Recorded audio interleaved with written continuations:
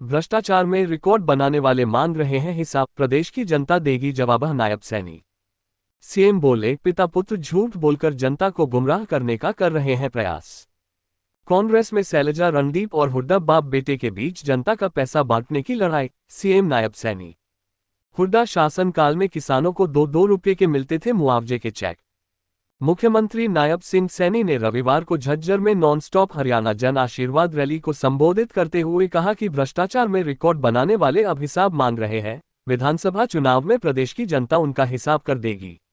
नायब सैनी ने कहा कि हम तो जनता को हर साल हिसाब देते हैं, लेकिन हुड्डा का क्या करें, इन्होंने तो अपने हिसाब के कागज ही जला दिए हैं, उनके बही खाते फटे पड़े हैं। अब बाप बेटा हिसाब मांगते घूम रहे हैं।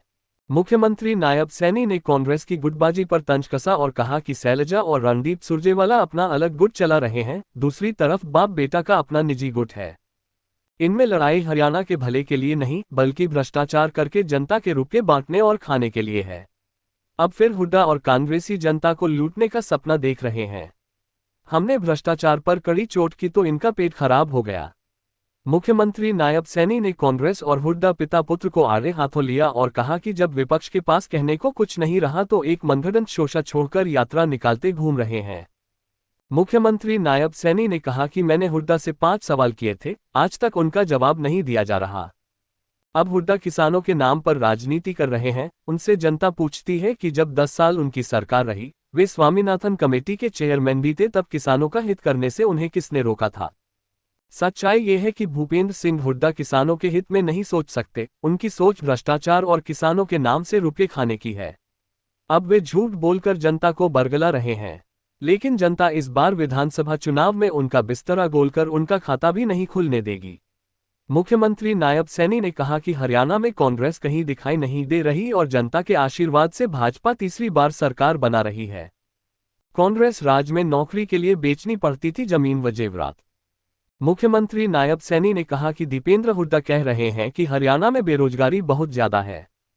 दीपेंद्र अपने पिता के कार्यकाल का हिसाब भी दें और बताएं कि कितनों को कितना रोजगार दिया था।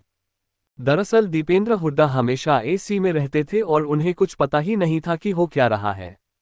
कांग्रेस शासनकाल में नौकरी पाने के लिए अपनी जमीन व जेवरात तक बेचने पड़ते थे। हमने जनता में विश्वास पैदा किया और युवाओं को बिना पर्ची बिना खर्ची नौकरी दी। कांग्रेस के समय में नौकरी की बात आती थी तो लोग कहते थे कि मंत्री का बेटा एसडीएम लगेगा, इंस्पेक्टर लगेगा, लेकिन अब हमारी सरकार में नौकरी का रिजल्ट आता है तो पता चलता है कि एक गरीब का बेटा एचसीएस लग गया। गरीबों के प्लाटों पर हुड्डा कर रहे हैं राजनीति। जन आशीर्वाद रैली में मुख्यमंत्री नायब सैनी ने कहा कि भूपेंद्र सिंह हुड्डा ने 100-100 गज के प्लॉट पर राजनीति की, लोगों को न कागज दिए न कब्जा। लेकिन भाजपा ने लोगों को प्लॉट भी दिए, कागज भी दिए और प्लॉट पर कब्जा भी दिलवाया। इससे आगे बढ़कर हमने पोर्टल खोल दिया है। जो पात्र परिवार हैं वे अपना रजिस्ट्रेशन कर रहे हैं और चुनाव के बाद भाजपा की सरकार बनते ही उन्हें 100-100 गज के प्लॉट दे दिए जाएंगे। हमने शहरी आवास योजना के तहत भी लोगों को 30-30 गज के प्लॉट दिए। रोडवेज में फ्री यात्रा करने के लिए 84 लाख लोगों को हैप्पी कार्ड दिए। भूपेंद्र सिंह हुड्डा झूठ बोलने में माहिर। मुख्यमंत्री नायब सैनी ने कहा कि भूपेंद्र सिंह हुड्डा हरियाणा की जनता से झूठ बोल रहे हैं कि बुजुर्गों की पेंशन 6,000 रुपये कर देंगे, लेकिन 10 साल सरकार रही तो 500 रुपये से आगे नहीं बढ़ पाए। 2013-14 में 1,000 करने का वादा किया लेकिन दी नहीं। बाद में भाजपा ने पेंशन बढ़ाई। आज पूरे देश में हरियाणा ऐसा पहला राज्य है जहां सबसे ज्यादा 3,000 रुपये पेंशन मिलती है। हुड्डा झूठ बोलकर चले जाते हैं, लेकिन हम काम करते हैं। इस मौके पर प्रदेश अध्यक्ष मोहनलाल बड़ोली, राष्ट्रीय सचिव ओम प्रकाश धनखड़, सांसद रामचंद्र जानगड़ा, जिला प्रभारी कैप्टन भूपेंद्र, डॉक्टर अरविंद शर्मा, जिलाध्यक्ष राजपाल जानगड़ा, पूर्व जिला अध्यक्ष विक्रम कादियान, डीपी कौशिक, सतबीर चुंबक एडवोकेट, मंडल अध्यक्ष केशव सिंधला, जिला मीडिया प्रभारी नवीन राठी भाडोदा, डॉक्टर राकेश, वीरेंद्र कलस्यान, राजकुमार कटारिया, पूर्व मंत्री कांता देवी, महेंद्र कौर, रामफल सैनी, सुनील राव, राजरानी आदि नेता मौजूद रहे।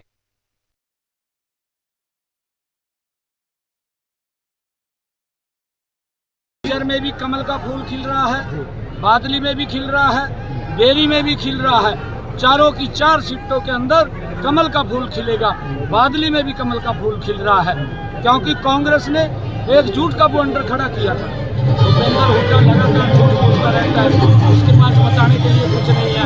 वो तो खाली हिसाब मांगता फिर रहा है, कोई जोर लग रहा है हिसाब मांगने में। किसी को भी कहता खड़े होकर कहते भाई ये बता दे आप मेरे पास, बताने में कोई जोर लग रहा है।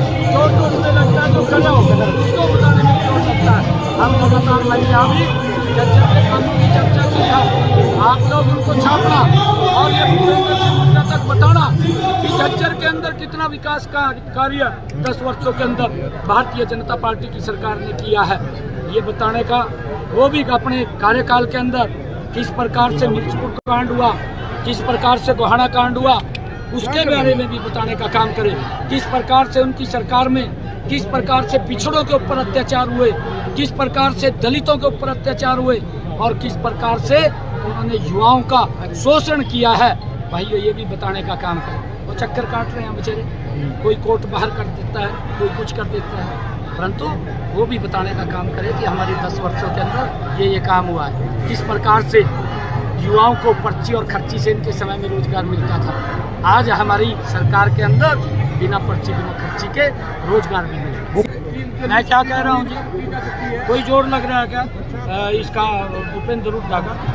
भूपेंद्र हुड्डा ने खड़ा होकर कह दिया कहा 10 वर्ष का साहब दो, भाई जोर लग रहा। तन्ने भी 10 वर्ष शासन किया, तय भी दे अपने आला, तन्ने क्या क्या काम करे बताने का काम करना। कहीं जोर लगा कंधे होगा जोर लग रहा है, उसका भी तुम्हारी सरकार आवागी। ये तो 4 तारीख को पता लगेगा जब भूपेंद्र हुड्डा का सुपना साफ हो जाएगा।